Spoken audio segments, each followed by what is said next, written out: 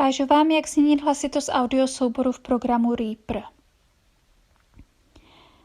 Já tady mám nahrávku z telefonu a když se podíváme na tu křivku, tak vidíme, že ta nahrávka je velmi potichu.